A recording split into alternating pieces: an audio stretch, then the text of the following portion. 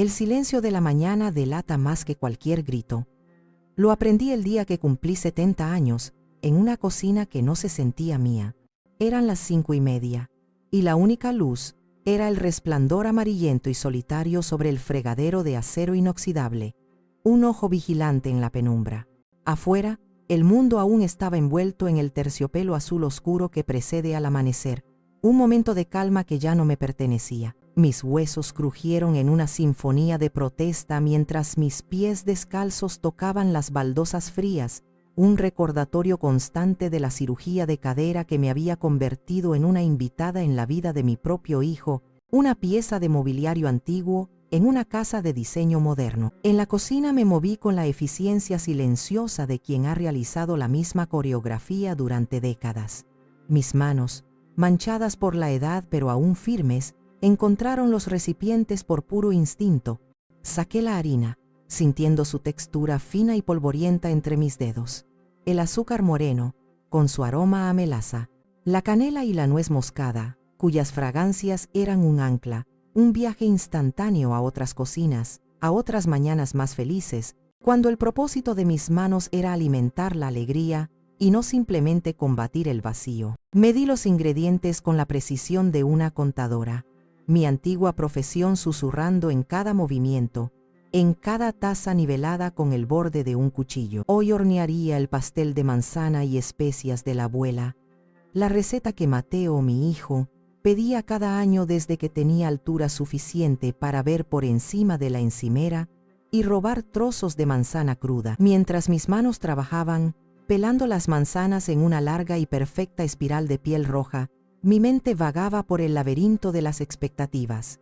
Esperaba poco, me decía a mí misma. Quizás un feliz cumpleaños, mamá distraído de Mateo mientras se anudaba la corbata, sus ojos ya fijos en las notificaciones del teléfono. Quizás un abrazo rápido y pegajoso de mis nietos antes de que corrieran hacia el autobús escolar, dejando un rastro de migas de cereal. Quizás Lorena, mi nuera, me ofrecería una taza de café sin esa sonrisa tensa y practicada que parecía un ensayo para una fotografía. No esperaba regalos ni fanfarrias, solo un pequeño reconocimiento, una migaja de afecto que me recordara que, a pesar de la factura mensual que pagaba, yo seguía siendo, en algún rincón olvidado, parte de esta familia. El pastel entró en el horno, y la casa comenzó a llenarse de un calor fragante y nostálgico. Era un aroma que debería haber despertado recuerdos felices, pero en el silencio de esa casa se sentía como un fantasma intentando llamar la atención en vano. Me senté a la mesa del comedor, una imponente pieza de madera oscura que siempre me pareció demasiado grande, y sorbí mi té, escuchando los sonidos de la casa despertando. Pasos apresurados en el piso de arriba, el murmullo de la televisión en la habitación de Mateo y Lorena, probablemente un canal de noticias financieras. Y luego, la risa estridente de Isabel, mi consuegra, que parecía tener una energía inagotable incluso a las 6 de la mañana, una energía que absorbía todo el oxígeno de la habitación. Bajaron uno por uno, como actores entrando en escena. Lorena, envuelta en una bata de seda color champán, me dio un asentimiento de cabeza antes de abrir el refrigerador para sacar su agua con limón. Mateo me besó la coronilla, un gesto tan automático y carente de sentimiento que podría haber estado besando un mueble. «Que tengas un buen día, mamá», dijo, su pulgar ya deslizándose por la pantalla de su teléfono. Los niños, Lucas y Sofía, pasaron como un torbellino, agarrando cajas de cereal y discutiendo sobre quién usaría la tableta primero. Nadie mencionó el aroma a canela y manzana. Nadie mencionó que el calendario marcaba un día especial. La mañana se convirtió en una tarde larga y silenciosa. Limpié la cocina, lavé la ropa, doblé toallas que no eran mías. El pastel, ya frío y cubierto con un delicado glaseado de azúcar glass, reposaba en la encimera, una ofrenda intacta sobre un altar indiferente. A las 4, un olor diferente comenzó a invadir la casa. Romero, ajo, el aroma inconfundible de carne a la parrilla. Curiosa, me asomé por la ventana trasera que daba al jardín, y entonces lo vi. El patio trasero, normalmente un espacio tranquilo y meticulosamente cuidado, se había transformado. Habían colgado guirnaldas de luces de estilo vintage entre los árboles. Había mesas redondas cubiertas con manteles blancos impecables. Un camión de catering estaba discretamente estacionado en la entrada lateral, y hombres con uniformes negros se movían con eficiencia silenciosa. Vi a Lorena, con un vestido veraniego, dirigiendo a los camareros con gestos precisos. Vi a Mateo, con una copa de vino en la mano, riendo a carcajadas con un grupo de hombres con camisas de lino.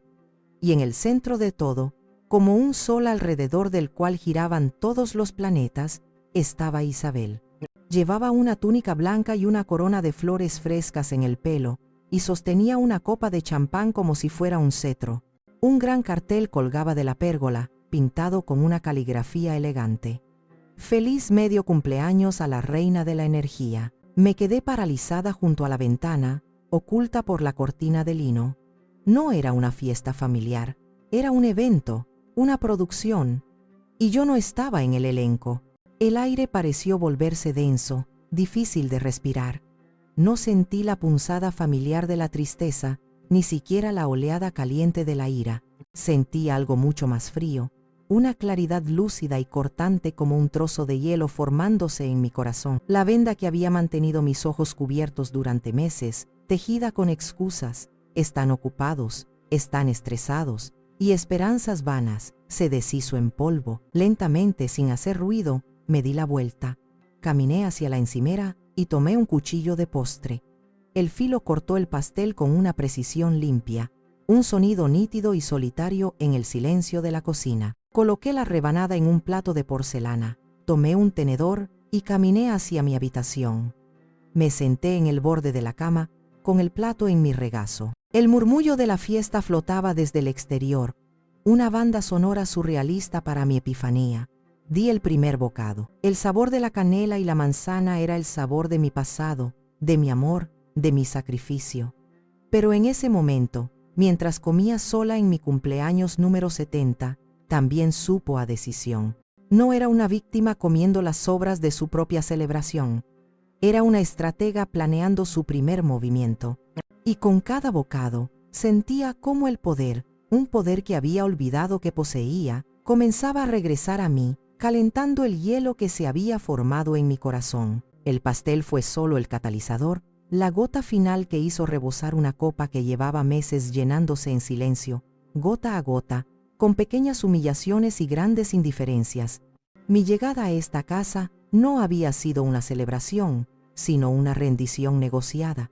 3 meses antes, el frío acero de la mesa de operaciones y la promesa de una cadera de titanio me habían dejado vulnerable, frágil como una pieza de cristal antiguo. Fue Mateo quien insistió, con esa autoridad práctica que había desarrollado y que a menudo confundía con sabiduría. «Mamá, es lo más sensato», dijo, de pie junto a mi cama de hospital.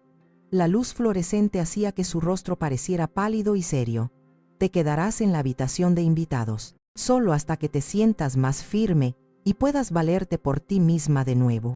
Su mano en mi hombro se sentía protectora, y en mi debilidad, en mi miedo a las escaleras de mi antiguo apartamento y a la soledad que me esperaba allí, le creí. Cuando tu único hijo te dice que eres bienvenida en su casa, el corazón de una madre, entrenado durante toda una vida para perdonar y confiar, no tiene más opción que creerle. Los primeros días fueron un borrón de analgésicos que nublaban mis pensamientos y una torpeza física que me avergonzaba. Lorena me recibió con sonrisas que no llegaban a sus ojos, sonrisas tan perfectamente diseñadas como los cojines de su sofá.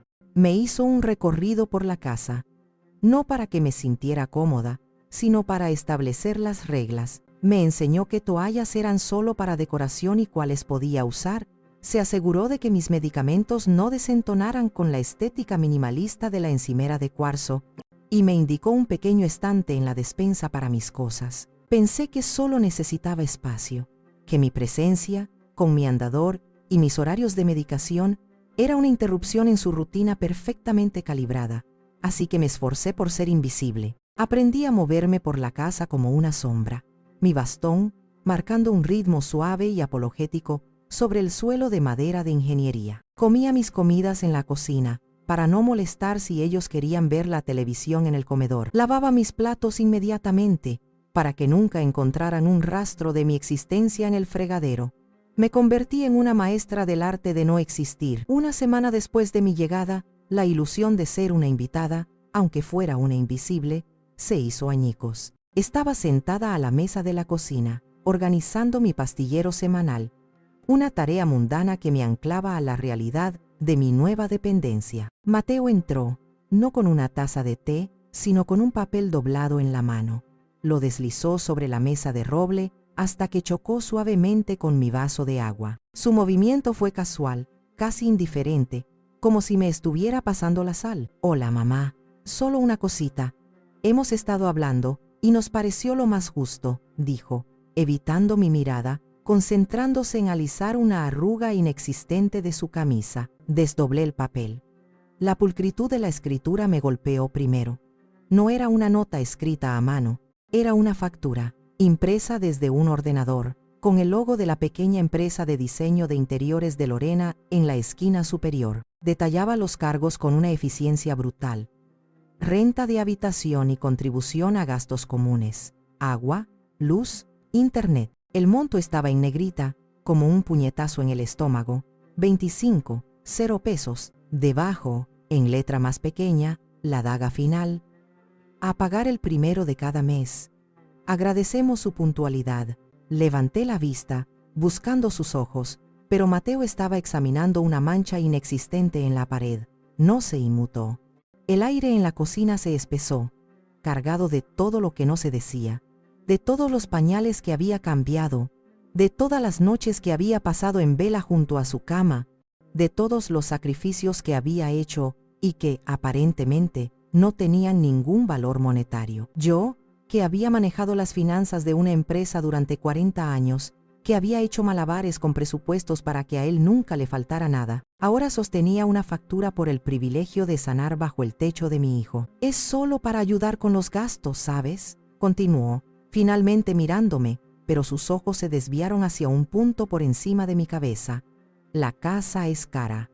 Y bueno, Isabel también coopera a su manera». Mi mirada se dirigió involuntariamente hacia la sala de estar, donde Isabel, su suegra, estaba reclinada en el sofá más grande, envuelta en una manta de cachemira, mientras guiaba una meditación de abundancia por teléfono con uno de sus clientes adinerados.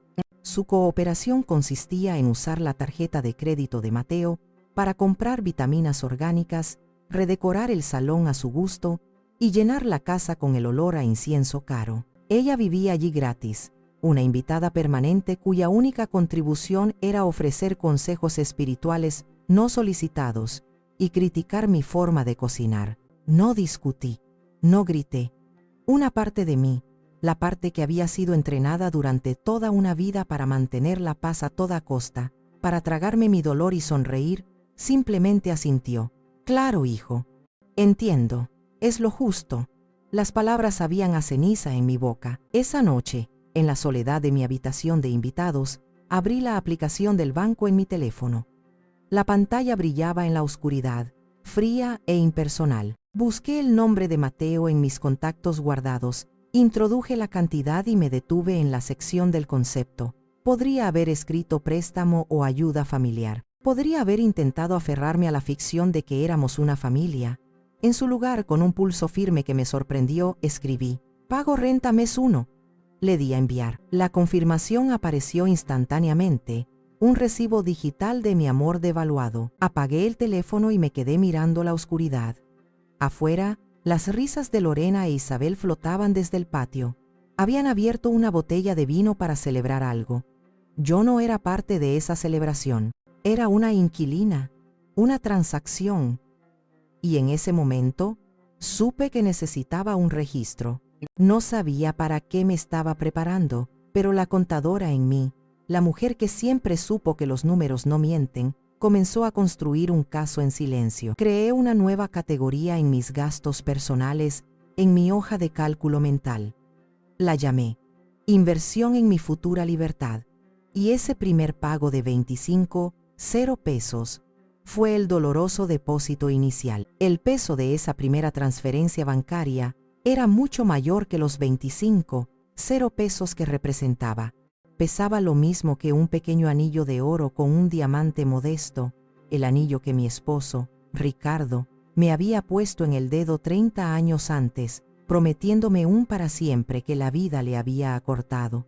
Mientras estaba sentada en la oscuridad de mi habitación, el recuerdo de su ausencia, de su amor incondicional, se sintió más agudo y doloroso que nunca. Mateo tenía 17 años, y el sobre con el membrete de la universidad más prestigiosa del país llegó en un día soleado de abril.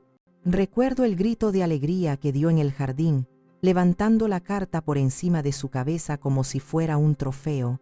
Lo abracé con todas mis fuerzas, sintiendo el orgullo hinchar mi pecho hasta casi doler. Ricardo había muerto 5 años antes, y en ese momento sentí que estaba cumpliendo la promesa silenciosa que le había hecho en su lecho de muerte, que nuestro hijo tendría todas las oportunidades que nosotros nunca tuvimos. Sin importar el costo, la alegría se evaporó rápidamente cuando, esa noche, después de que Mateo se durmiera, abrí la carta de nuevo y vi la sección de costos de matrícula. La cifra era astronómica, un universo de distancia de mi sueldo de contadora. Durante días, apenas dormí. Daba vueltas en la cama, la cifra bailando detrás de mis párpados. Miraba a Mateo por las mañanas, su rostro iluminado por la emoción del futuro, y sentía un pánico frío en el estómago. No podía decirle que no, no podía ser yo quien apagara esa luz. Una tarde, mientras ordenaba mi joyero, buscando algo, cualquier cosa, mis dedos rozaron el anillo de bodas. Era lo único de valor real que me quedaba. Todo lo demás, los pequeños ahorros, la mayor parte del seguro de vida de Ricardo, ya se había ido en criar a un adolescente, en aparatos de ortodoncia, en campamentos de verano, en un sinfín de pequeñas cosas que construyen una buena vida. Al día siguiente, tomé el autobús al centro de la ciudad, a una parte de la ciudad que normalmente evitaba, donde las fachadas de las tiendas estaban descoloridas y las promesas se vendían baratas. La casa de empeños olía a polvo, a metal y a sueños rotos. El hombre detrás del mostrador, con ojos cansados y una lupa colgando del cuello, tomó mi anillo sin delicadeza. Lo examinó bajo la luz brillante de una lámpara, lo pesó en una pequeña balanza digital, murmuró algo sobre el corte y la claridad del pequeño diamante. Sentí un nudo en la garganta. Cada segundo que él sostenía el anillo, sentía como si estuviera desnudando mi vida, mis recuerdos, mi amor, y poniéndoles un precio. Te daré esto, dijo finalmente, escribiendo una cifra en un trozo de papel y deslizándolo hacia mí. Era suficiente. Apenas, pero suficiente para el primer pago de la matrícula. ¿Y el resto?, pregunté. Mi voz un susurro. Vuelve cuando lo tengas, respondió, sin levantar la vista, ya examinando el reloj de otro cliente desesperado. Salí de la tienda sintiendo el dedo anular extrañamente ligero y desnudo. El sol de la tarde me pareció demasiado brillante. Esa tarde le dije a Mateo que había recibido una llamada. «Conseguiste una beca de mérito», le anuncié, forzando una sonrisa radiante que me dolió en los músculos de la cara. «Cubrirá el primer año». La forma en que sus ojos se iluminaron, la gratitud pura y abrumadora en su abrazo, casi hizo que el sacrificio valiera la pena. «Te lo pagaré todo, mamá, te lo juro», dijo, con la voz quebrada por la emoción. «Algún día te compraré una casa enorme y no tendrás que preocuparte por nada nunca más». Nunca pregunté cómo pensaba que una beca llegaría en efectivo, en un sobre abultado que le entregué esa noche, diciéndole que era un adelanto administrativo. Nunca cuestionó la historia. Quizás le enseñé demasiado bien a creer en los milagros, sin entender que los milagros, la mayoría de las veces, tienen un costo humano muy alto, pagado en silencio por alguien que te ama. Ahora, en esta habitación por la que pagaba, la ironía era tan amarga que casi podía saborearla. La casa no era para mí, y el hijo que prometió pagármelo todo, ahora me enviaba una factura. La memoria de mi dedo desnudo, del olor a polvo de la casa de empeños, se superpuso con la fría luz azul de la pantalla del teléfono, confirmando mi pago de la renta, y entendí que las deudas de amor nunca aparecen en un estado de cuenta, pero son las únicas que realmente pueden llevarte a la bancarrota emocional. La promesa de Mateo de comprarme una casa se desvaneció con el tiempo, como todas las grandes promesas hechas en el fervor de la juventud.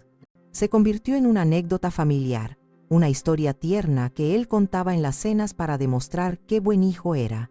Pero la ironía más cruel no era esa promesa rota, sino el hecho de que yo estaba pagando por vivir en una casa cuyos cimientos financieros había construido con mis propias manos, y el último legado de mi esposo. 5 años después de su graduación, Mateo y Lorena anunciaron su compromiso. Estaban llenos de planes, de sueños de una vida perfecta sacada de una revista de diseño. Querían una casa con un gran jardín para sus futuros hijos, una cocina abierta para recibir amigos, un espacio que gritara éxito a los 4 vientos. Pasaron meses visitando casas, y yo a veces los acompañaba. Veía cómo sus ojos se iluminaban en las casas más grandes y caras, mientras descartaban opciones más modestas y sensatas. Lorena hablaba de espacios para entretener y potencial de revalorización. Mateo hablaba de una buena inversión.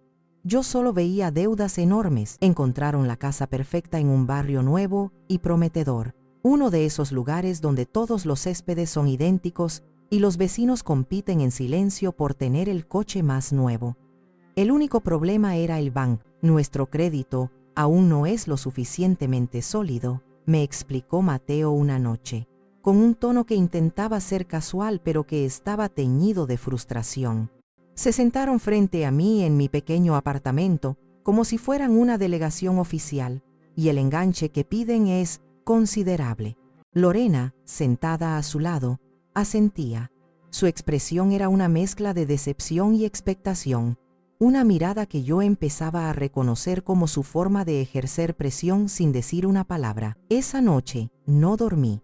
Fui a mi escritorio y saqué la carpeta que guardaba los documentos más importantes de mi vida. Allí estaba, la póliza del seguro de vida de Ricardo. Era una suma modesta, el resultado de años de pagar primas que a veces apenas podíamos permitirnos.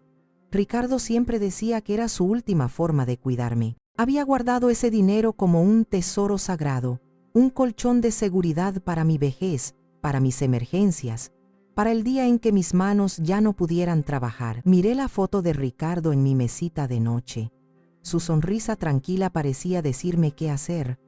Él habría querido esto para su hijo. Él habría querido que su legado fuera la felicidad de Mateo, la estabilidad de su familia.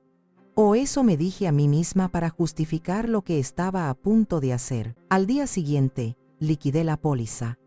El dinero se sentía pesado en mi cuenta bancaria, como una responsabilidad, como una traición a Ricardo y a mi propio futuro. Se lo transferí a Mateo, diciéndole que era una inversión en su futuro, un adelanto de su herencia. Pero eso no fue suficiente. El banco seguía poniendo objeciones. Necesitaban un aval, alguien con un historial crediticio impecable y activos demostrables. Necesitaban a alguien como yo. Es solo una formalidad, mamá, me aseguró Mateo, pasándome la montaña de documentos para que los firmara en la fría oficina del banco. Solo hasta que refinanciemos en un par de años, cuando nuestro crédito mejore, es temporal. Te lo prometo. Firmé donde me indicaron. Mi nombre, Soledad Ramírez, apareció junto al de ellos en la hipoteca. Me convertí en legalmente responsable de la deuda de su sueño. Cuando recibieron las llaves, me invitaron a una cena de celebración en la casa aún vacía. Pedimos pizza y nos sentamos en el suelo. Brindaron por su nuevo hogar, por su arduo trabajo. Yo sonreí y levanté mi vaso de papel, sintiéndome como un fantasma en su fiesta. Les di espacio, les di silencio, me hice a un lado para que pudieran construir su vida. Ahora, cada vez que pagaba la renta, pensaba en esa firma. Pensaba en el dinero de Ricardo, disuelto en las paredes de yeso y los electrodomésticos de acero inoxidable que me rodeaban. Yo no era solo una inquilina, era la fiadora silenciosa, la inversora invisible. Estaba pagando intereses por un préstamo que yo misma había hecho posible. A veces, mientras limpiaba la cocina, pasaba mis dedos por la encimera de granito y pensaba en el sacrificio que representaba. Cuando Lorena se quejaba de que el lavavajillas no era lo suficientemente silencioso, Yo recordaba el sonido de mi pluma arañando el papel en la oficina del banco. Cuando Mateo hablaba de instalar un sistema de riego automático para el césped perfecto, yo recordaba el rostro del agente de seguros entregándome el cheque final, el último vestigio de la protección de mi esposo. Ellos veían una casa. Yo veía un mausoleo de mis sacrificios, y cada mes, el recordatorio del pago de la renta era como una palada de tierra fresca sobre la tumba de mis esperanzas. Pero algo estaba cambiando dentro de mí. La contadora en mi interior, la que sabía que cada deuda debe ser saldada, estaba empezando a hacer un balance diferente. Y en la columna de activos, empecé a escribir una sola palabra: dignidad. Era hora de reclamarla. La presencia de Isabel en la casa había comenzado como una visita temporal, una pausa para recargar energías, como la describió Lorena con un aire de importancia. Pero las semanas se convirtieron en meses, y pronto Isabel se había arraigado en la casa como una enredadera exótica y asfixiante, extendiendo sus zarcillos por cada rincón, ahogando todo lo que había antes. Su energía lo invadía todo. La invasión comenzó de forma sutil, casi imperceptible. Primero fueron los olores. El aroma familiar a café recién hecho y pan tostado de mis mañanas fue gradualmente reemplazado por el humo dulzón y penetrante del palo santo y la salvia.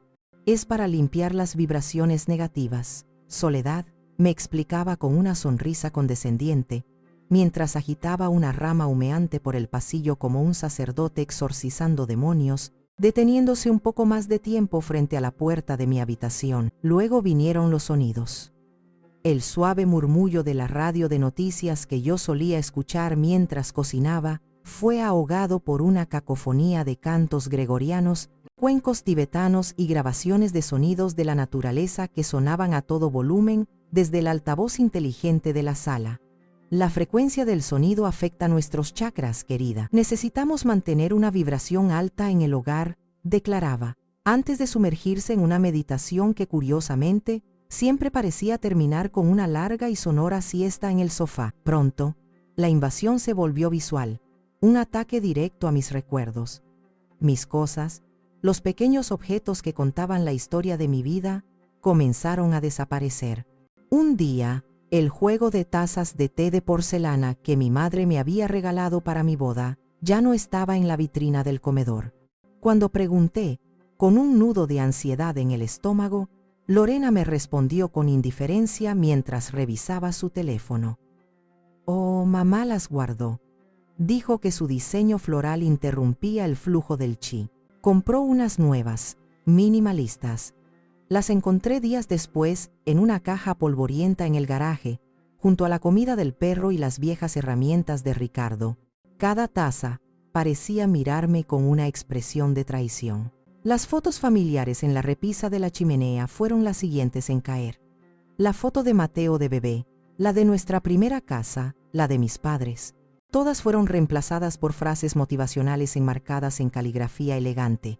Inhala el futuro, exhala el pasado, crea tu propia abundancia. La foto central, la de mi boda con Ricardo, fue sustituida por una imagen de un gran cristal de amatista. Era como si estuvieran borrando sistemáticamente cualquier evidencia de que yo había existido en esa casa, en esa familia, antes de su llegada. Estaban reescribiendo la historia, y en su nueva versión, yo era, como mucho, un personaje secundario sin diálogo. La batalla más dura, la guerra de trincheras diaria, se libró en la cocina. Mi estante en el refrigerador, donde guardaba mis yogures, mis frutas y el queso que me gustaba, fue requisado para el programa de reinicio intestinal de Isabel, que consistía en una docena de frascos idénticos con líquidos de colores turbios. Soledad, la energía de los lácteos y los alimentos procesados es muy densa. Interfiere con mi trabajo, me informó un día. Mis alimentos fueron relegados al viejo refrigerador del garaje, el que olía a humedad y guardaba las sobras de la semana. Ir a buscar mi desayuno se sentía como una expedición a Siberia, pero el golpe más bajo, el que me hizo sentir como una extraña en mi propia piel, el que me rompió algo por dentro, fue el incidente con el sillón de Ricardo. Era un viejo sillón de cuero, gastado y agrietado por el uso, pero era el lugar donde él se sentaba a leer el periódico cada noche. Después de su muerte, me había negado a deshacerme de él. A veces, por la noche, me sentaba allí y casi podía sentir su presencia, su calor. Era mi conexión tangible con él. Una tarde, al volver de mi caminata, lo vi en la acera, junto a los botes de basura, con un cartel de gratis apoyado en el asiento. Corrí adentro, con el corazón martillando en mi pecho, un pánico frío recorriéndome. Isabel estaba en la sala, dirigiendo a dos hombres que instalaban una nueva y moderna chaise longue de color blanco puro. «Isabel, ¿el sillón?», pregunté, mi voz temblando, apenas un susurro. Ella se giró, su rostro una máscara de dulce incomprensión.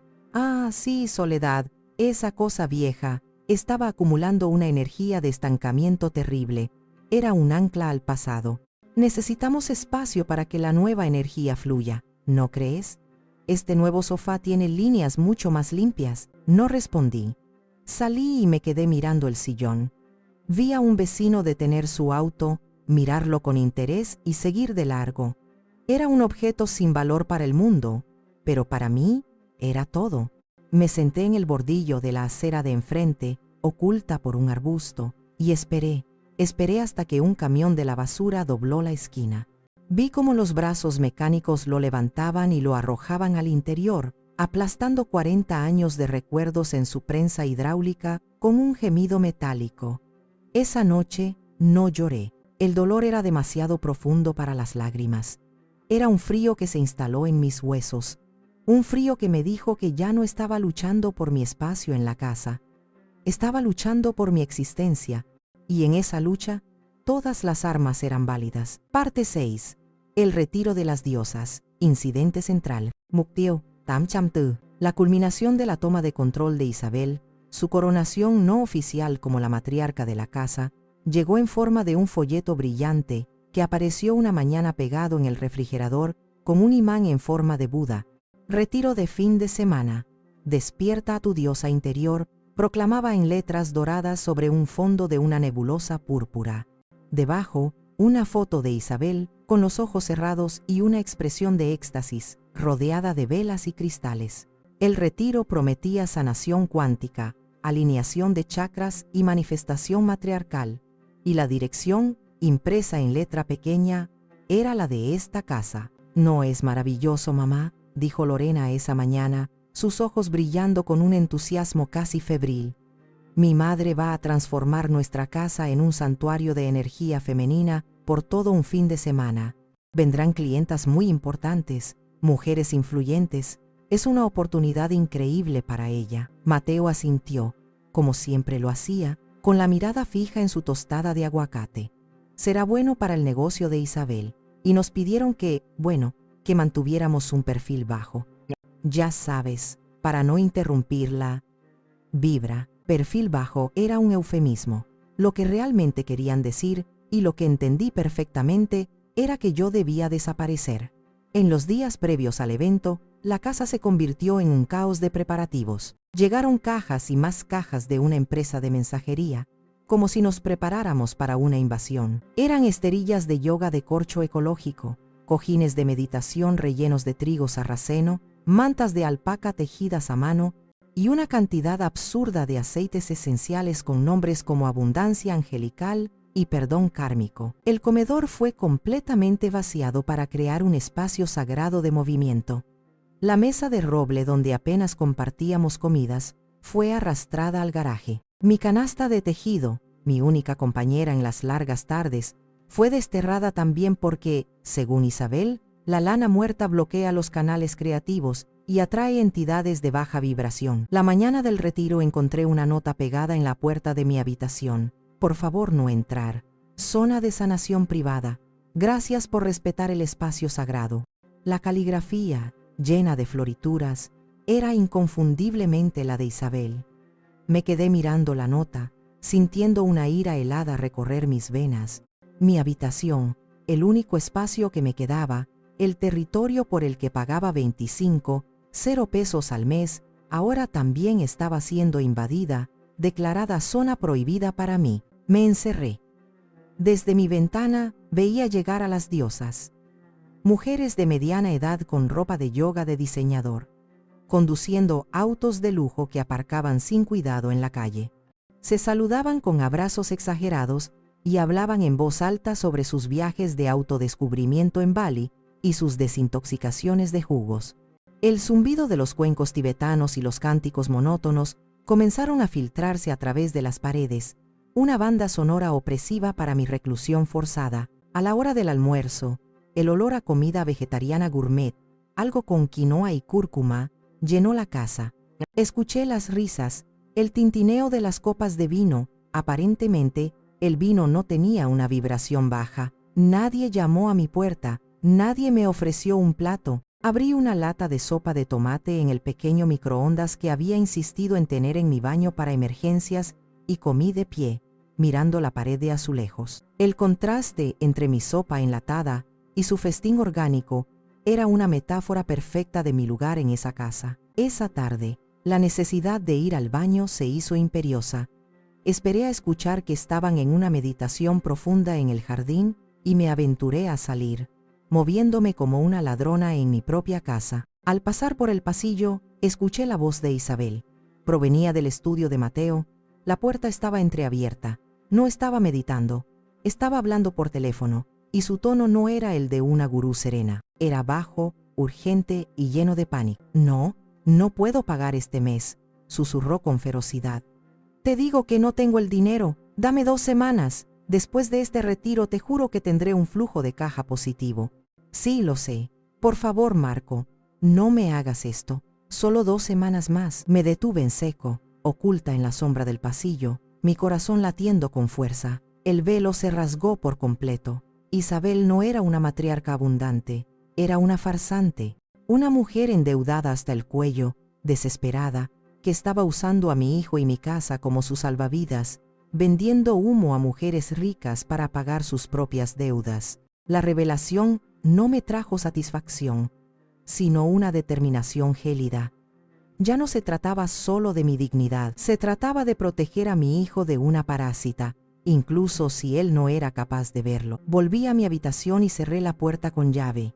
Me senté en la cama y, por primera vez en mucho tiempo, no me sentí como una prisionera.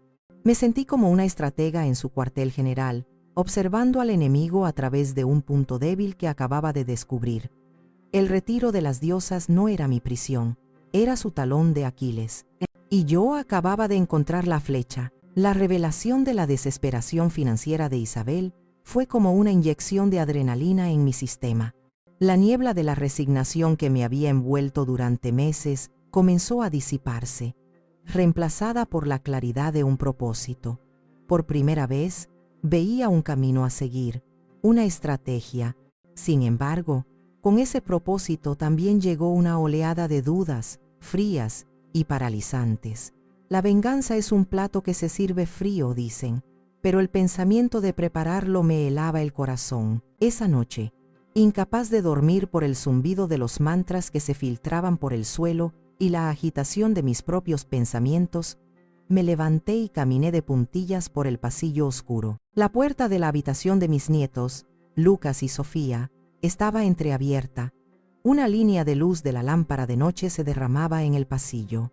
Me asomé. Dormían profundamente, sus pequeños pechos subiendo y bajando al ritmo de sus sueños inocentes. Lucas se había quitado las mantas y dormía en una postura imposible. Sofía abrazaba a un oso de peluche desvencijado y sin un ojo, su primer amigo. Una ola de ternura y dolor me golpeó con la fuerza de una ola. Eran la única luz pura en esa casa. Si seguía adelante con mi plan, ¿qué pasaría con ellos? Mi plan no solo afectaría a Mateo, Lorena e Isabel. Crearía un terremoto en la vida de estos niños, sacudiendo los cimientos de su mundo. ¿Me verían como la abuela que destruyó a su familia? ¿Crecerían con el recuerdo de una guerra fría librada en los pasillos de su propia casa? Me apoyé contra el marco de la puerta, sintiendo el peso de mi decisión. ¿Valía la pena mi libertad si el precio era su paz? ¿Tenía derecho a sacrificar su inocencia en el altar de mi propia dignidad? Regresé a mi habitación y me senté en la oscuridad, la cara entre las manos. La imagen de sus rostros dormidos se superponía con la imagen del rostro arrogante de Isabel y el rostro débil de mi hijo. Estaba atrapada entre el amor por mis nietos y la necesidad de reclamar mi propia vida. Me sentí egoísta. Una madre, una abuela, se supone que debe sacrificarse. ¿No era eso lo que había hecho toda mi vida? ¿Por qué parar ahora? A la mañana siguiente, con el corazón pesado como una piedra, llamé a mi hermana mayor, Elena. Ella vivía en otra ciudad, una mujer práctica y sin pelos en la lengua que siempre había sido mi ancla, mi cable a tierra.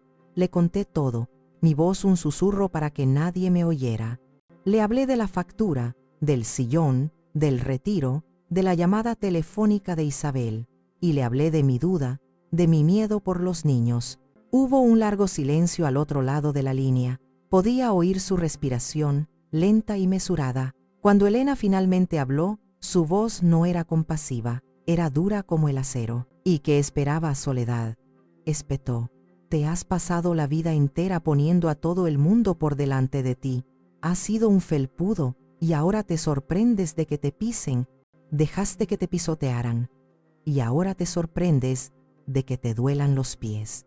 Pero los niños, Elena, protesté débilmente, mi voz sonando patética incluso para mis propios oídos. ¿Qué hay de los niños?, replicó, su voz subiendo de tono. ¿Qué lección les estás enseñando? ¿Que está bien tratar a tu madre como a una sirvienta? ¿Que el amor se mide en facturas? ¿Que una mujer debe aguantar cualquier humillación en silencio? ¿Estás enseñándoles a ser como su padre? O peor, estás enseñándole a Sofía que ese es su destino como mujer. A veces, la lección más importante que puedes enseñar es que hay límites, que el respeto no es opcional, que la dignidad no es negociable. Sus palabras eran duras, pero resonaron con una verdad innegable.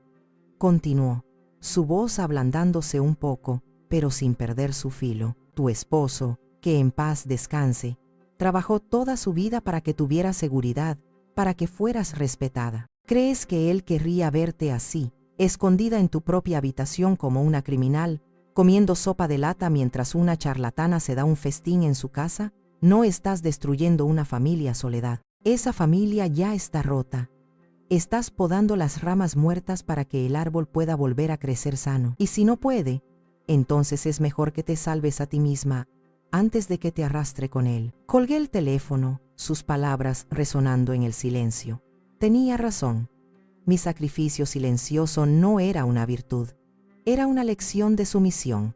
Mi deber no era solo proteger a mis nietos, sino también enseñarles el valor de la dignidad, aunque la lección fuera dura. Miré por la ventana. El sol de la mañana estaba saliendo, tiñendo el cielo de rosa y naranja. Se sentía como una promesa. La duda se había ido. En su lugar, había una determinación tranquila y firme. La contadora en mí había cerrado el balance de pérdidas y ganancias emocionales. Era hora de actuar. El domingo por la tarde, el retiro de las diosas llegó a su fin. La casa, que había estado vibrando con cánticos y risas forzadas, comenzó a vaciarse en un éxodo de autos caros y ropa de yoga de diseñador. Vi desde mi ventana cómo las mujeres se despedían con más abrazos teatrales, prometiendo mantener la conexión y honrar su espacio sagrado. Una por una, sus lujosos vehículos desaparecieron por la calle, dejando tras de sí un silencio antinatural y un rastro persistente de humo de incienso y perfume caro. Isabel, Lorena y Mateo estaban en la sala, contando un fajo de billetes sobre la mesa de centro de cristal. Sus rostros estaban exultantes, ebrios de éxito. Hablaban en voz alta sobre el próximo retiro, quizás en la playa, sobre subir los precios. Sentí la necesidad de un vaso de agua, una sed repentina y abrumadora. Sabiendo que el campo estaba despejado, salí de mi habitación por primera vez en casi 48 horas. Mis piernas se sentían débiles, pero mi resolución era fuerte. Al pasar por la sala, Isabel me vio. Su rostro se iluminó con una sonrisa que era a la vez dulce y venenosa, como una flor hermosa pero tóxica. Se levantó del sofá, dejando el conteo del dinero a la joven pareja, y se acercó a mí. Puso una mano en mi brazo de una manera que pretendía ser afectuosa pero que se sentía como una marca de posesión, como un gesto de poder. Soledad, querida, comenzó, su voz goteando una falsa compasión que me revolvió el estómago. He estado pensando mucho en ti este fin de semana, en tu energía, y me he dado cuenta de que este ambiente tan vibrante, tan lleno de manifestación, quizás sea un poco abrumador para ti en esta etapa de tu vida. Es mucha energía para procesar. La miré, manteniendo mi rostro tan neutral como pude, aunque por dentro mi sangre hervía a fuego lento. Me concentré en su mano sobre mi brazo, en la presión de sus dedos. Hay un lugar encantador cerca del río, continuó, su voz bajando a un tono conspirador, como si me estuviera confiando un gran secreto. Una comunidad para personas mayores, Villas del Atardecer, creo que se llama. Es precioso, tienen jardines, clases de acuarela, noches de bingo. Es muy tranquilo. Creo que sería mucho más de tu estilo, ¿sabes? Un lugar donde podrías estar con gente de tu edad, con tus mismos intereses, sin todo este ajetreo. Allí estaba, la sugerencia final, el destierro disfrazado de preocupación. No me estaba ofreciendo una opción, me estaba mostrando la puerta de salida. Me estaba diciendo, de la manera más espiritual y pasivo-agresiva posible, que yo ya no encajaba, que mi tiempo en esta casa, en esta familia, había terminado, que mi energía ya no era bienvenida. Cualquier vestigio de duda que pudiera haber quedado en mi corazón, cualquier temor por mis nietos, se evaporó en ese instante. La imagen de sus rostros dormidos fue reemplazada por la cruda realidad de mi futuro si no hacía nada. Una habitación estéril en Villas del Atardecer, esperando la visita semanal de un hijo que se sentía obligado a venir, mientras esta mujer vivía como una reina en la casa que yo había ayudado a construir. La miré directamente a los ojos, y por primera vez no aparté la mirada. Dejé que viera la chispa de acero que se había encendido dentro de mí, una chispa que no había visto en mi propia mirada en años. Y entonces sonreí. Una sonrisa pequeña, tranquila, casi enigmática. Una sonrisa que no llegó a mis ojos. Gracias por la sugerencia, Isabel, dije, mi voz sorprendentemente firme y clara. Es una idea muy considerada. La pensaré seriamente. Su rostro se relajó. Su propia sonrisa se ensanchó. Había interpretado mi respuesta como una rendición. Creyó que había ganado, que la vieja tonta finalmente había entendido su lugar. Se dio la vuelta, satisfecha, y volvió con Mateo y Lorena para seguir contando su botín, habiéndome despachado como a una sirvienta. Yo continué mi camino hacia la cocina. Mientras llenaba mi vaso de agua y sentía el líquido frío bajar por mi garganta, mi mente ya no estaba en esa casa. Estaba a kilómetros de distancia, planeando, calculando, moviendo las piezas en un tablero de ajedrez que solo yo podía ver. Isabel no me había mostrado la puerta de salida. Me había dado la llave de mi nueva vida, y yo estaba a punto de usarla para cerrar su puerta para siempre. Esa noche, la casa estaba impregnada de una calma satisfecha y del olor a comida china a domicilio. El trío celebraba su éxito financiero con una cena cara y vino, sus risas resonando en el espacio abierto de la planta baja. Yo me excusé, diciendo que me sentía cansada y que prefería algo ligero en mi habitación. La verdad era que no podía soportar sentarme a su mesa, no esa noche. Necesitaba estar sola, necesitaba prepararme, no iba a dormir, iba a desenterrar mi arsenal. Esperé hasta que las luces se apagaron, y el único sonido era el zumbido del refrigerador y los lejanos murmullos de la televisión en su dormitorio. Entonces me arrodillé con dificultad. El dolor en mi cadera de titanio, un recordatorio agudo de por qué había empezado todo esto, de mi propia vulnerabilidad. Metí la mano debajo de la cama, mis dedos buscando en la oscuridad hasta que tocaron el metal frío y familiar. Saqué una vieja caja de seguridad de metal pesada y sólida al tacto. No era una caja de galletas reconvertida en costurero, era la caja de seguridad de mi vida, la que Ricardo y yo habíamos comprado en nuestro primer aniversario, para guardar nuestros tesoros, había dicho él. No la había abierto en más de 5 años. Coloqué la caja sobre la cama y giré la pequeña llave en la cerradura. El mecanismo, rígido por la falta de uso, finalmente se dio con un clic satisfactorio.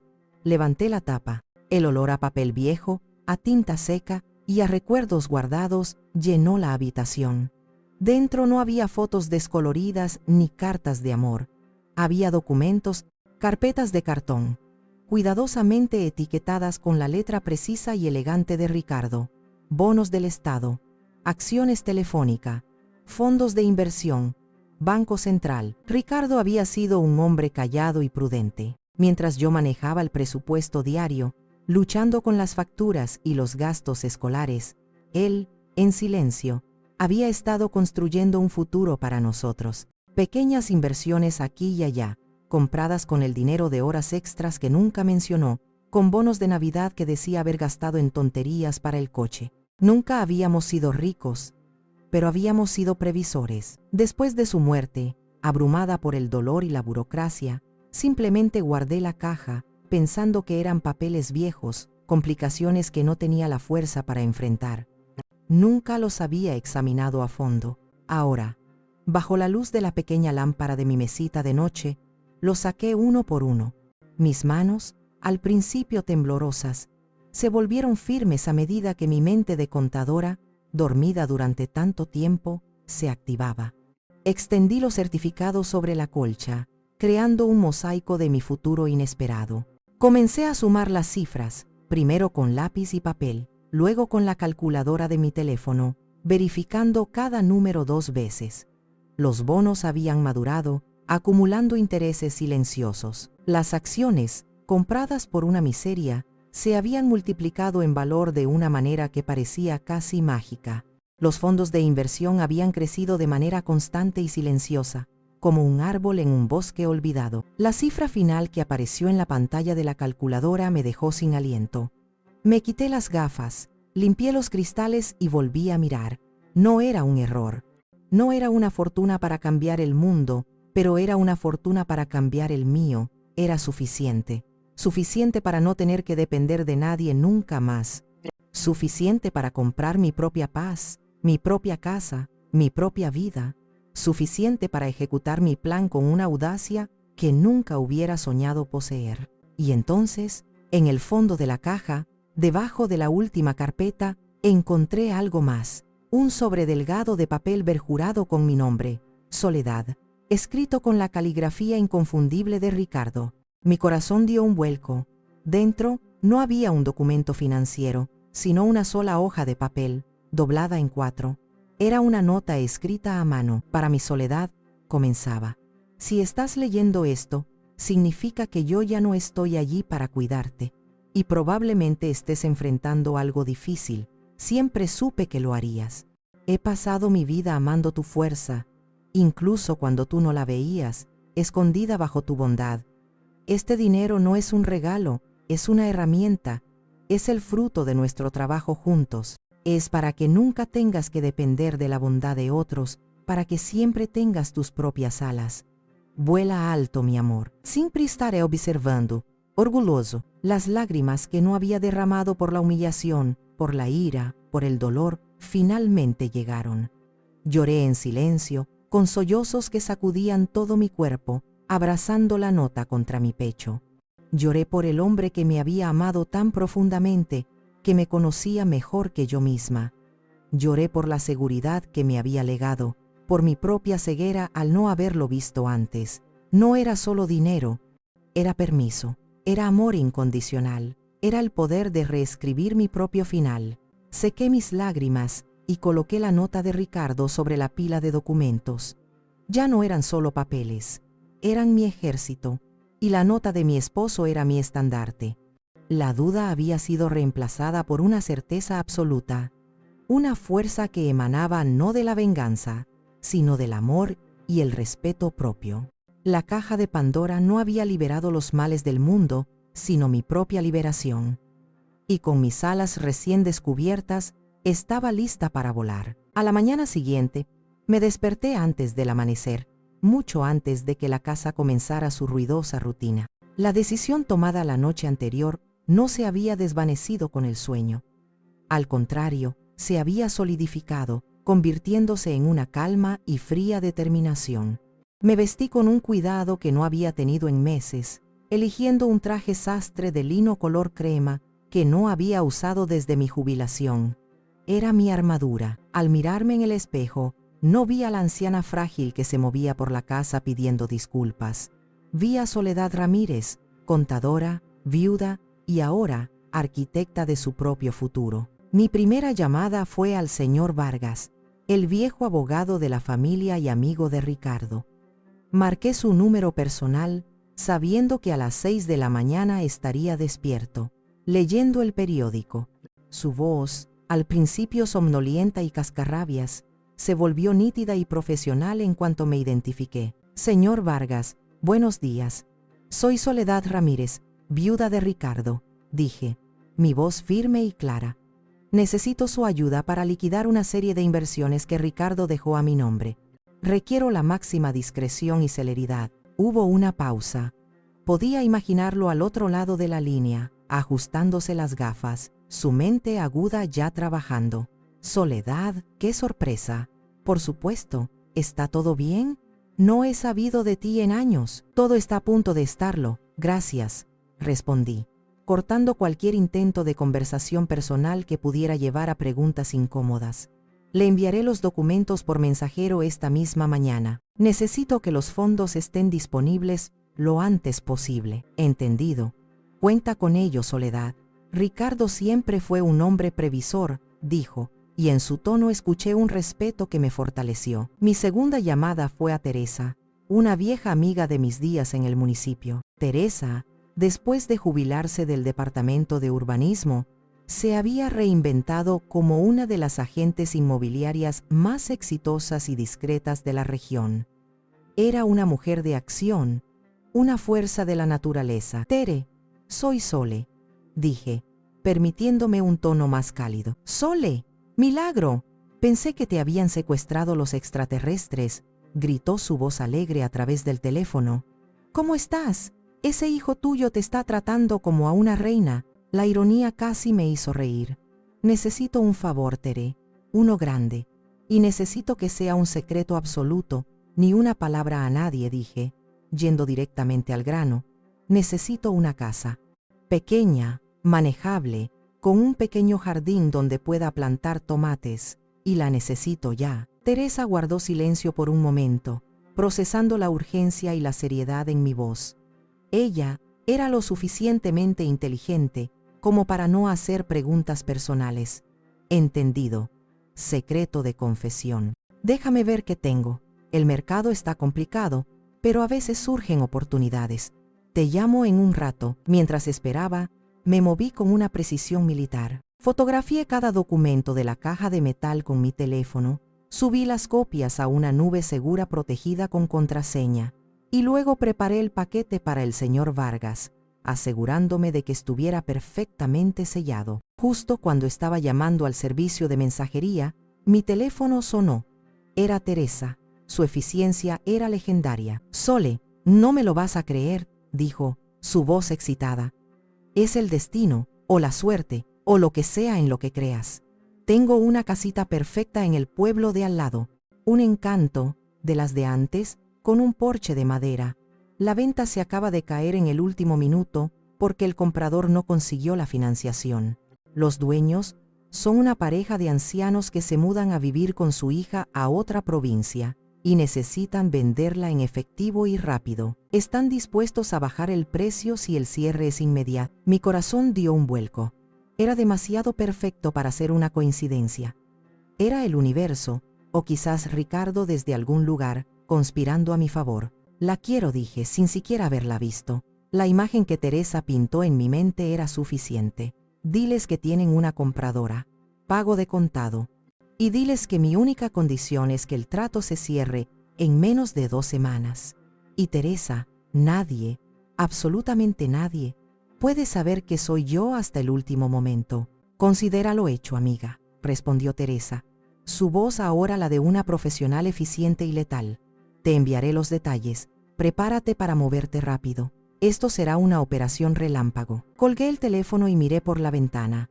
Mateo salía de la casa, hablando por su móvil, ajeno a la revolución silenciosa que se estaba gestando en la habitación de su madre. Me sentí como una generala moviendo sus tropas en la víspera de una gran batalla. El plan estaba en marcha. La cuenta atrás había comenzado. Las siguientes 2 semanas, viví una doble vida con la precisión de una espía en territorio enemigo. De cara al exterior, era la misma soledad de siempre, la madre tranquila y algo ausente, la abuela servicial, la inquilina silenciosa que no daba problemas. Perfeccioné mi máscara de conformidad. Sonreía cuando Lorena me pedía que recogiera a los niños de la escuela, una tarea que ahora aceptaba con una secreta gratitud, ya que me proporcionaba una coartada perfecta. Asentía con una expresión de vago interés cuando Mateo me contaba sus problemas de trabajo. Incluso ayudé a Isabel a buscar en internet los mejores difusores de aromaterapia ultrasónicos para la manifestación de la prosperidad. Jugué mi papel a la perfección, convirtiéndome en una actriz consumada en el teatro de mi propia vida. Pero por dentro, era una mujer en una misión, una fuerza de la naturaleza en movimiento silencioso. Cada día, ejecutaba una pequeña parte de mi plan de escape. Compré bolsas de lona baratas y resistentes en el supermercado y bajo la apariencia de estar haciendo una gran limpieza de primavera y donando ropa vieja, comencé a empacar mis pertenencias más queridas. No era un empaque frenético, sino un ritual lento y deliberado. Doblaba cada prenda con un cuidado metódico, no en cajas de mudanza obvias, sino en estas bolsas discretas que luego escondía en el fondo de mi armario, detrás de los abrigos de invierno que nunca usaba. Cada objeto que guardaba era una elección consciente. Los libros de Ricardo, el álbum de fotos de mi infancia, el pequeño juego de té de mi madre que había rescatado del garaje. Lo demás, lo superfluo, lo dejaba atrás. Mi excusa para salir de casa cada tarde eran mis nuevas caminatas terapéuticas. El médico dice que necesito moverme más para la cadera, anunciaba alegremente en el desayuno. Y un poco de aire fresco me vendrá bien. Nadie me prestó la más mínima atención. Estaban demasiado absortos en sus propias vidas como para notar la nueva chispa en mis ojos o la determinación en mi paso. Mientras ellos pensaban que estaba dando vueltas al parque, yo conducía mi viejo coche, que de repente se sentía como un carro de la libertad, hasta mi nueva casa. Teresa me había dado la llave después de la primera visita, una visita que hice mientras se suponía que estaba en la farmacia.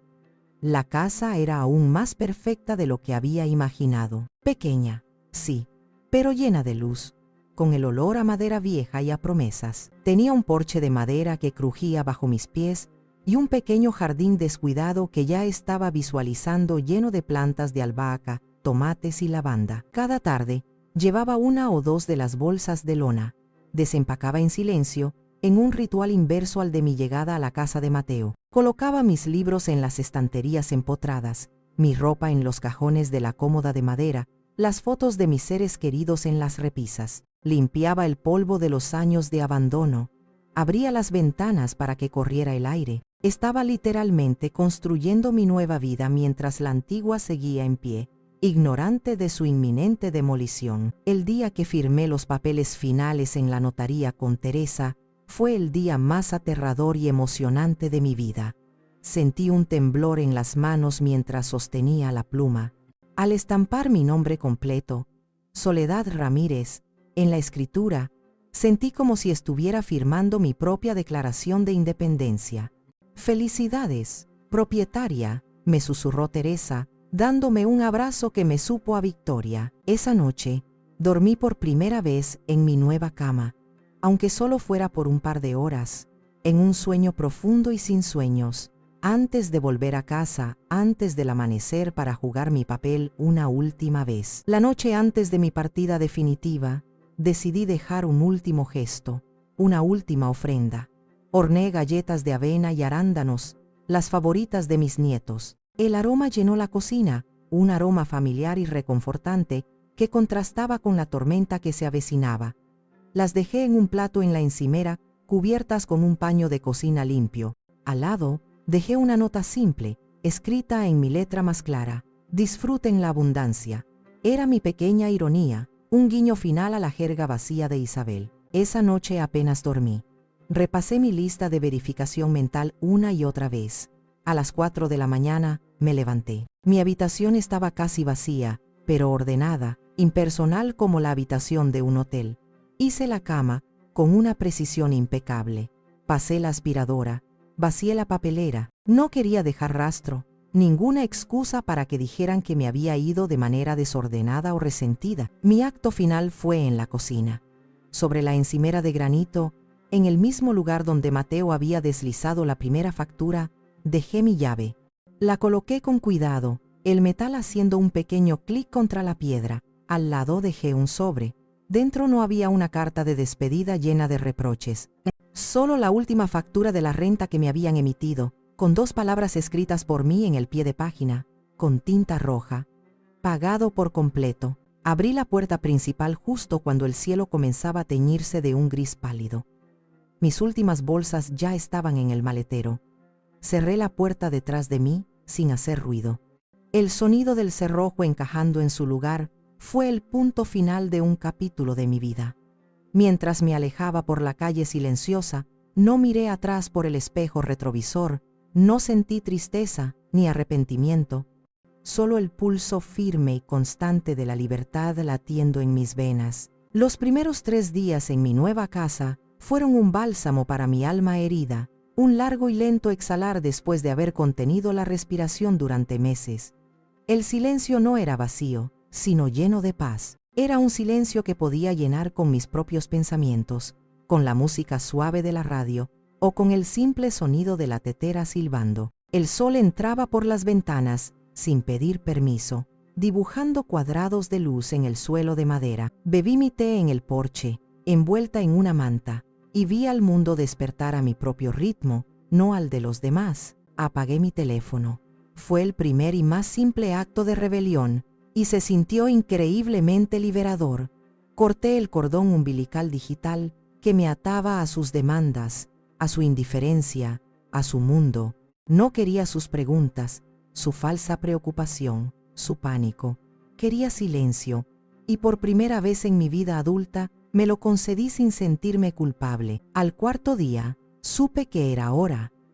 El silencio había hecho su trabajo, me había fortalecido. Conecté el teléfono al cargador y lo encendí. Explotó. La pantalla se iluminó con una avalancha de notificaciones. 5 llamadas perdidas de Mateo, 3 de Lorena, 10 mensajes de texto que iban desde la falsa preocupación hasta la irritación apenas disimulada. Mamá, ¿a dónde estás? Estamos preocupados. Soledad, esto no es gracioso. Llama a Mateo inmediatamente. Los niños preguntan por ti. Mamá, por favor, contesta. ¿Te ha pasado algo? Si no llamas en 1 hora, llamaremos a la policía. Mientras leía los mensajes, el teléfono comenzó a sonar de nuevo. Era Mateo. El sonido estridente rompió la paz de mi pequeña casa. Lo miré sonar, mi corazón latiendo un poco más rápido, pero con una calma subyacente. Dejé que sonara hasta que saltó el buzón de voz. Respiré hondo. No iba a ser yo quien iniciara el contacto. Ellos habían creado esta situación. Ellos tendrían que enfrentarla. Pasaron 2 días más. El pánico en sus mensajes se intensificó. Y entonces, el viernes por la tarde, llegó la llamada que estaba esperando. Era un número desconocido, pero supuse que era Mateo llamando desde su oficina, quizás pensando que había bloqueado su número. Esta vez, contesté. Diga, mamá, por fin. Su voz era una mezcla de alivio y exasperación. ¿Dónde diablos te has metido? Hemos estado a punto de llamar a la policía. Isabel ha tenido que hacer una limpieza energética porque tu desaparición ha dejado una vibración de caos. La mención de Isabel casi me hizo reír. Estoy bien, Mateo. No tenías por qué preocuparte, respondí. Mi voz era tranquila, casi distante, como si hablara del tiempo. ¿Que no me preocupe? Desapareces sin decir una palabra. Dejas una nota críptica y tu llave. ¿Qué se supone que debíamos pensar? Pensé que estaría claro. Mi contrato de arrendamiento había terminado, dije, saboreando cada palabra, imaginando su rostro al otro lado de la línea. Hubo un silencio atónito. Podía oír su respiración, rápida y agitada. Podía oír el clic de su mente intentando procesar mis palabras. ¿De qué estás hablando? No tenías un... Mamá, esto es serio.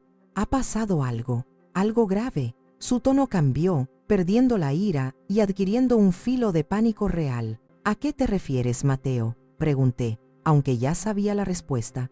Estaba dirigiendo esta conversación como una obra de teatro. El banco.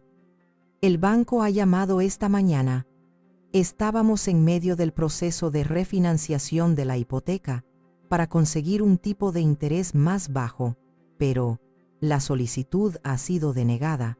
Hizo una pausa, como si le costara decir las siguientes palabras. Dijeron que la balista principal se había retirado de la cuenta. Mamá, ¿qué has hecho? Tu nombre ya no está en la hipoteca. Dejé que el silencio se alargara, un silencio denso y pesado que viajó por la línea telefónica.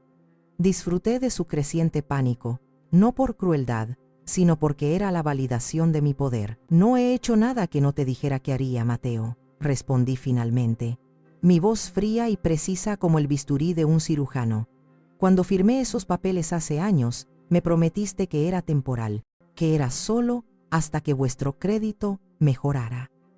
Han pasado 7 años. Simplemente he hecho oficial lo que tú prometiste. He cumplido mi parte del trato temporal, pero no podías hacerlo sin avisar. Nos has arruinado. El tipo de interés variable se va a disparar. No podremos pagarlo. Su voz se estaba quebrando. La fachada de hombre de negocios exitoso se desmoronaba para revelar al niño asustado que había dentro. Tú me enseñaste el valor de los acuerdos por escrito, Mateo, dije, mi voz ahora fría como el hielo. Me entregaste una factura cada mes, un contrato que yo cumplí puntualmente. Mi nombre en esa hipoteca era un acto de amor, no una obligación contractual. Y tú convertiste nuestro amor en un negocio, así que lo estoy tratando como tal. El aval ha expirado. Escuché un grito ahogado al fondo. Era Lorena. Luego, la voz estridente de Isabel, inconfundible. Dile que lo arregle. Dile que tiene que arreglarlo ahora mismo. Mamá, por favor, suplicó Mateo. Su voz ahora un gemido. Pensé que éramos una familia. Yo también lo pensaba, respondí, hasta que empezaste a cobrarme por serlo. Dijiste que querías que todo fuera justo, Mateo. Esto es justicia. Y con esas palabras, colgué. Apagué el teléfono de nuevo. Caminé hacia la cocina. Me serví una copa de vino tinto y volví a mi porche. El sol de la tarde doraba las hojas de los árboles. La confrontación no había sido explosiva, sino quirúrgica. Y yo había sido la cirujana. Una semana después de la llamada, supe que era el momento del golpe de gracia. La confrontación telefónica había sido el primer movimiento en mi contraataque, la que había desestabilizado sus defensas. Ahora venía el jaque mate. No era suficiente con que supieran que me había ido y que había retirado mi apoyo financiero. Necesitaban entender el porqué. Necesitaban ver la imagen completa, no desde mi perspectiva, que siempre podrían descartar como el rencor de una anciana, sino a través de la lente irrefutable de los hechos y las cifras. Fui a una tienda de fotografía en el centro del pueblo y pedí que imprimieran la mejor foto que Teresa me había tomado. Era una foto de hacía un par de días. Estaba de pie en el porche de mi nueva casa, sosteniendo una taza de té, con el sol de la mañana iluminando mi rostro. No estaba posando. Era una sonrisa genuina, la primera en mucho tiempo, una sonrisa que nacía desde adentro. Detrás de mí, la puerta principal, que había pintado de un audaz color rojo cereza, parecía una declaración de intenciones, un símbolo de vida y pasión. Luego, fui a una copistería. El joven que me atendió me miró con curiosidad mientras le pedía copias nítidas y claras de varios documentos que había seleccionado cuidadosamente de mi caja de tesoros. La escritura de mi nueva casa, con el precio de compra, y la frase «pagado al contado» resaltados con un marcador amarillo fluorescente. El recibo de la casa de empeños de hacía años. Un papel amarillento y frágil que detallaba la venta de un anillo de oro con diamante de 14 quilates. El extracto bancario que mostraba la transferencia del dinero del seguro de vida de Ricardo a la cuenta de Mateo, etiquetado por mí en su momento como «para el enganche de vuestro hogar». La primera factura de renta que Mateo me había entregado, con su logo corporativo y su tono impersonal. Compré una caja de cartón elegante en una papelería, de color azul marino, y coloqué todo dentro con el cuidado de un archivero preparando una exposición. La foto iba arriba, mi rostro sonriente sería lo primero que vieran.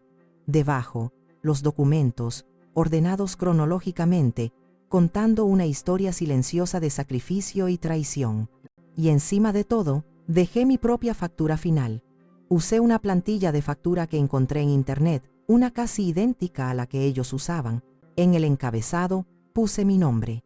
Como cliente, puse la familia que olvidó. En la descripción de los conceptos, escribí con mi mejor caligrafía. Concepto 1.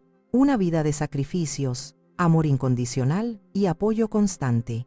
Total, incalculable. Concepto 2. La dignidad pisoteada, la paciencia agotada y las lágrimas no derramadas. Total, incalculable. Concepto 3. El precio de la paz mental y la libertad recuperada. Total, incalculable. Y en la línea del total a pagar, escribí en grandes letras rojas, usando un rotulador que compré específicamente para ello. Estado, pagado. Envié el paquete por mensajería certificada, pagando extra para que requiriera una firma en la entrega. Quería asegurarme de que lo recibieran en mano. Imaginé la escena, el mensajero llegando a la puerta, la confusión de Lorena al ver un paquete sin remitente, la curiosidad mientras lo llevaban a la sala de estar, donde seguramente estarían los tres, sumidos en su crisis financiera, probablemente discutiendo y culpándose mutuamente. Imaginé sus manos abriendo la caja. La primera imagen que verían sería mi rostro, no el de una víctima, sino el de una mujer renacida. Luego, el desconcierto al ver los documentos. Imaginé el rostro de Mateo palideciendo al ver el recibo del anillo, un secreto que él nunca había conocido, conectando los puntos de su beca milagrosa. Imaginé la furia impotente de Lorena al ver la prueba de que la casa que consideraba suya había sido financiada con el legado del hombre cuya memoria habían borrado de la chimenea. Imaginé el terror puro en los ojos de Isabel al darse cuenta de que la mujer a la que había intentado desterrar a un asilo no era una anciana desvalida, sino la dueña de su propio destino y, por extensión, del de ellos. El paquete no era un acto de venganza, era un acto de contabilidad final, era el cierre de cuentas, era mi forma de decirles, este es el balance de nuestra relación, estos son los activos que yo aporté, estas son las deudas que ustedes contrajeron, y esta soy yo, declarando la bancarrota de nuestra familia y saliendo de ella con mis propios activos intactos. No esperaba una respuesta, no la necesitaba, el paquete era un monólogo, era mi declaración final, enviada no con ira, sino con la fría y tranquila satisfacción de una contadora que finalmente ha hecho que todos los números cuadren. Las noticias del cataclismo me llegaron a través de Teresa, quien a su vez las escuchó de la red de chismes infalible que es una pequeña comunidad de agentes inmobiliarios, una red más rápida y eficiente que cualquier servicio de noticias. Sole, no te lo vas a creer, me dijo por teléfono una tarde, unas 2 semanas después de que enviara el paquete. Su voz era una mezcla de emoción y complicidad. ¿Adivina qué casa acaba de salir al mercado con un cartel de venta urgente y un precio por debajo del mercado? No tuve que adivinar. La casa de Mateo y Lorena, mi antigua prisión. Teresa me contó los detalles con el placer de una estratega victoriosa. La subida del tipo de interés había sido brutal, convirtiendo su cuota mensual en una cifra impagable. Sin mi nombre como aval, ningún banco estaba dispuesto a refinanciarles en condiciones favorables.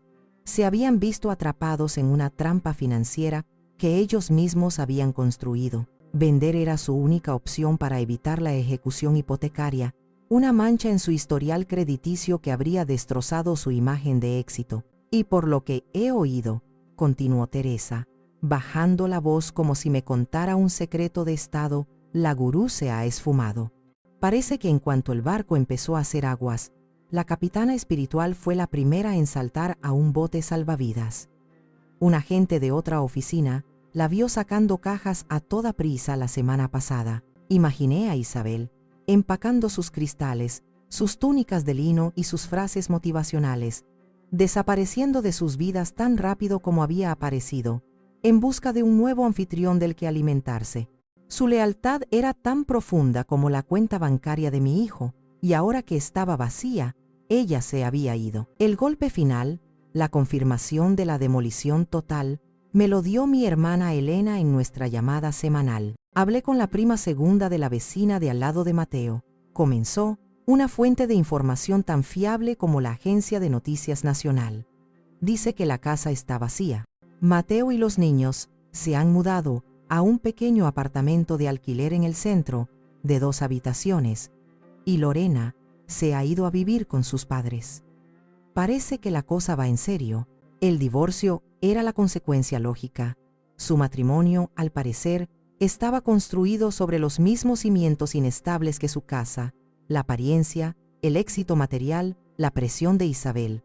Cuando la base financiera se derrumbó, cuando la ilusión de la vida perfecta se hizo añicos, todo lo demás se vino abajo con ella. Escuché estas noticias no con una sensación de triunfo, sino con una pesada melancolía. Me senté en mi porche, con la taza de té enfriándose en mis manos, y miré mi jardín. No había deseado su ruina, solo mi liberación. Pero a veces, para que una persona pueda liberarse, las jaulas de los demás, incluso las jaulas doradas que ellos mismos han construido, deben romperse. Un día, mientras regaba mis nuevas plantas de tomate, vi un coche familiar que reducía la velocidad al pasar por mi calle. Reconocí a Mateo al volante. Me miró, su rostro demacrado y cansado a través del parabrisas. Nuestros ojos se encontraron por un breve segundo a través de la distancia. No había ira en su mirada, solo una profunda y abrumadora tristeza, la mirada de un hombre que lo ha perdido todo. Luego, aceleró y desapareció. No sentí alegría por su dolor. Sentí una punzada de compasión por el hombre débil en el que se había convertido, por el niño que había perdido el rumbo, pero también sentí una reafirmación de mi decisión. Había podado las ramas muertas, como dijo Elena. El proceso había sido doloroso y brutal, pero necesario. El viejo árbol familiar se había derrumbado. Ahora, cada uno tendría que encontrar la manera de plantar nuevas raíces por su cuenta. Y yo, por primera vez, estaba plantando las mías en tierra firme, en un suelo que era completa y absolutamente mío. Pasaron los meses. El otoño tiñó de ocre las hojas de los árboles de mi calle y dio paso a un invierno suave que cubrió mi jardín con una fina capa de escarcha por las mañanas. Luego llegó la explosión de vida de la primavera.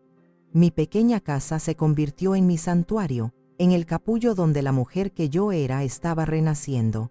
El jardín, antes descuidado, ahora era un mosaico de colores y aromas. Aprendí los nombres de los pájaros que visitaban el comedero que había colgado de la rama de un viejo roble. Reanudé mi amistad con Teresa y otras mujeres del pueblo. Íbamos a tomar café.